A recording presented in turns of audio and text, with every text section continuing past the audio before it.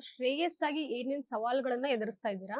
ಒಬ್ಬ ಸ್ಟಾರ್ ಆಗಿ, ಒಂದು ಸೆಲೆಬ್ರಿಟಿ ಆಗಿ ಆ ಪ್ಲಾಟ್‌ಫಾರ್ಮ್ ಅಲ್ಲಿ ಏನೇನ್ ಸವಾಲುಗಳು ಹೆಚ್ಚಾಗಿ ನೀವು ಜವಾಬ್ದಾರಿಗಳು ಎದುರಿಸ್ತಿದ್ದೀರಾ ಸದ್ಯಕ್ಕೆ? ಅಂದ್ರೆ ಇವಾಗ ನನಗೆ ಅಂದ್ರೆ ನೀವ್ ಹೇಳ್ತಿದ್ದಾಗ ನನಗೆ ತುಂಬಾ ಜನ ಕೇಳ್ತಾರೆ. ಹೇಳೋದೆಲ್ಲ ಥಾಟ್ ಪ್ರೊಸೆಸ್ ಈ ತರ ಹೇಳ್ತಾರೆ. ಬಟ್ ಯಾಕೆ ಕೆಲವು ಸಬ್ಜೆಕ್ಟ್ಸ್‌ನ ಔಟ್‌ಡೇಟೆಡ್ ಸಬ್ಜೆಕ್ಟ್ಸ್ ಮಾಡ್ತೀಯ ಅಂತ ಕೆಲವರು ಹೇಳ್ತಾರೆ. ಹ್ಮ್. ಸೊ ಅದೇ ಒಂದು ಚಾಲೆಂಜ್, ಅದೇ ಒಂದು ಸವಾಲು. ಹಂಗಂದ್ರೆ ಏನಾಗುತ್ತೆ ಅಂತ ಹೇಳಿದ್ರೆ, ಅವ್ರು ಕೇಳೋದು ತಪ್ಪಿಲ್ಲ, ನಾನ್ ಮಾಡಿರೋದು ತಪ್ಪಿಲ್ಲ. ನಾನು ಅಟ್ ಲೀಸ್ಟ್ ಇವತ್ತೊಂದು ಗುರುತಿಸ್ಕೊಂಡಿದ್ದೀನಿ, ಒಬ್ಬ ಕಲಾವಿದ ಗುರುತಿಸ್ಕೊಳ್ಳೋ ಪ್ರಯತ್ನ ಪಡ್ತಾ ಇದೀನಿ ಅಂತ ಹೇಳಿದ್ರೆ, ಹಿಂದೆ ಕೊಟ್ಟಿದ್ದ ಆಪರ್ಚುನಿಟೀಸ್ ಇಂದಾನೆ ಅದು ಅಂತ ಹೇಳಿದ್ರೆ ಖಂಡಿತವಾಗ್ಲೂ ಅದು ಸುಳ್ಳೇ ಆಗಲ್ಲ. ಆ ಬಟ್ ಏನಾಗುತ್ತೆ ಅಂತ ಹೇಳಿದ್ರೆ ಕೆಲವು ಸತಿ ನಿಮ್ಗೆ ಗೊತ್ತಿರುತ್ತೆ. ಒಂದು ದಾರಿ ಅದು ವರ್ಕ್ ಆಗಲ್ಲ. ಬಟ್ ಹೆಂಗಾರ ಮಾಡಿ ಇದನ್ನ ವರ್ಕ್ ಮಾಡೋ ಪ್ರಯತ್ನ ಮಾಡೋಣ ಅಂತ ಹೇಳ್ತಿರಲ್ಲ. ಸೊ ಆ ಪ್ರಯತ್ನಗಳು ಮಾಡ್ಬೋದು ಅಂತ ನಾನು ಅನ್ಕೊಂಡಿದ್ದೀನಿ ಇವಾಗ. ಹ್ಮ್. ಯಾಕಂದ್ರೆ sometimes you feel like it is not gonna work, but let me, ನನ್ನ ಹತ್ರ ಬೇರೆ ಆಪ್ಷನ್ಸ್ ಇಲ್ಲ, ಇದೊಂದೇ ಆಪ್ಷನ್ ಇರೋದು. ಇದ್ರಲ್ಲಿ ಹೋಗೋಣ ಅಂದ್ಬಿಟ್ಟು ಹೊರಟಿದ್ದಾಗ ನೀವು ಎಷ್ಟೇ ಎಫರ್ಟ್ ಹಾಕಿದ್ರು ಕೆಲವು ಸತಿ ಕೆಲವು ಥಿಂಗ್ಸ್ ವರ್ಕ್ ಆಗಲ್ಲ. ಬಿಕಾಸ್ ನಿಮ್ ಸುತ್ತ ಇರೋರೆಲ್ಲ ಮ್ಯಾಟರ್ ಆಗುತ್ತೆ. ಒಬ್ಬನ ಕೈಲಿ ಮಾಡಕ್ ಸಾಧ್ಯ ಇಲ್ಲ. It is a cinema. So ಇವತ್ತಿಗೆ ಸವಾಲ್ಗಿಂತ ಐ ಥಿಂಕ್ ಅವ್ನ ಅಂಡರ್‌ಸ್ಟ್ಯಾಂಡಿಂಗ್ ಬಂದ್ಬಿಟ್ಟಿದೆ ಇವತ್ತಿಗೆ. ಇವಾಗಿಲ್ಲ ಯಾವ್ದು ತುಂಬಾ ಕರೆಕ್ಟಾಗಿ ಅನ್ಸುತ್ತೋ, ಅದು ಕರೆಕ್ಟಾಗಿ ಅನ್ಸಿದ ತಕ್ಷಣ ಎಲ್ಲ ಆಗುತ್ತೆ ಅಂತಲ್ಲ. ಬಟ್ ಒಂದು ನಂಬಿಕೆ ಇರುತ್ತಲ್ಲ. ನಂಬಿಕೆ ಇಲ್ದಿರೆ ಕೆಲ್ಸಕ್ಕೆ ಹೋಗ್ಬಾರ್ದು ಪ್ರೆಷರ್‌ಗೋಸ್ಕರ. ಇಲ್ಲ ಏನೋ ಒಬ್ನೇ ದಬಾಕ್ತೀನಿ ಅಂತ ಹೇಳಿದ್ರೆ ಆಗಲ್ಲ. It is impossible. So I understood that. ಸಂಭಾವನೆ ತೆಗೆದುಕೊಳ್ಳದೆ ಶ್ರೇಯಸ್ ಅವರು ಸಿನಿಮಾ ಮಾಡಿದಾರಾ? ಜಸ್ಟ್ ಫಾರ್ ಮೈ ಕ್ಯೂರಿಯಾಸಿಟಿ ಕೇಳ್ದೆ. ಸಂಭಾವನೆ ತಗೊಳ್ದೇರೆ ಅಂತ ಹೇಳಕ್ಕಿಂತ ಏನಾಗುತ್ತೆ ಅಂತ ಹೇಳಿದ್ರೆ, ಮೇಡಮ್ ನಾನಲ್ಲ ಇವತ್ತಿಗೆ ತುಂಬಾ ಜನ ಯಂಗ್‌ಸ್ಟರ್ಸ್‌ಗೆ ಏನಾಗ್ತಾರೆ ಅಂತ ಹೇಳಿದ್ರೆ ಸತ್ಯ ಹೇಳ್ತೀನಿ. ತುಂಬಾ ಜನ ಒಳ್ಳೊಳ್ಳೆ ಕಲಾವಿದರಿದ್ದಾರೆ. ಹ್ಮ್. ಬಟ್ ಆ ಒಳ್ಳೆ ಕಲಾವಿದರಿಗೆ ಒಳ್ಳೆ ಡೈರೆಕ್ಟರ್ ಸಿಗ್ಬೇಕು, ಆ ಒಳ್ಳೆ ಡೈರೆಕ್ಟರ್‌ಗೆ ಒಳ್ಳೆ ಪ್ರಮೋಟರ್ ಸಿಗ್ಬೇಕು, ಒಳ್ಳೆ ಪ್ರೊಡ್ಯೂಸರ್ ಸಿಗ್ಬೇಕು.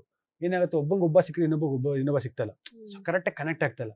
ಏನಾಗುತ್ತೆ, ಸಿನಿಮಾ ಮಾಡಕ್ ಬಂದಾಗ ಪ್ರೊಡ್ಯೂಸರ್ ಕಾಸು ಹಾಕಕ್ಕಿದ್ದು, ಹೀರೋ ಆಕ್ಟ್ ಮಾಡಕ್ಕಿದ್ದಾಗ ಡೈರೆಕ್ಟರ್‌ಗೆ ಇಂಟ್ರೆಸ್ಟ್ ಇರಲ್ಲ. ಡೈರೆಕ್ಟರ್ ಯಾರೋ ಪ್ರೆಷರ್‌ಗೋಸ್ಕರ ಸಿನಿಮಾ ಮಾಡ್ತಾರೆ. ಇಲ್ಲ ಯಾರೋ ಒಂದು ಕಾಟಾಚಾರಕ್ಕೆ ಒಂದು ಕಮಿಟ್ಮೆಂಟ್‌ಗೋಸ್ಕರ ಸಿನಿಮಾ ಮಾಡಿರ್ತಾರೆ. ಹ್ಮ್. ಇಲ್ಲ ಯಾರೋ ಪ್ರಮೋಟರ್ ಕರೆಕ್ಟಾಗಿ ಕಾಸು ಇಸ್ಕೊಂಡು ಪ್ರಮೋಟ್ ಮಾಡಲ್ಲ. ಈ ತರ ಆಗಿರುತ್ತೆ.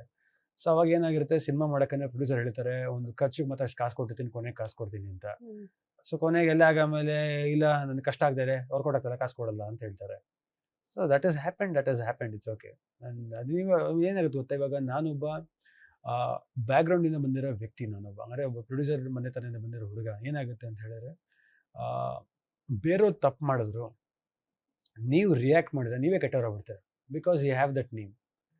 ಅಂಡ್ ಆ ನೇಮಲ್ಲಿ ಪ್ರೆಷರ್ ಇರುತ್ತೆ, ಆ ನೇಮಲ್ಲಿ ಪ್ಲೆಷರು ಇರುತ್ತೆ. ಹ್ಮ್.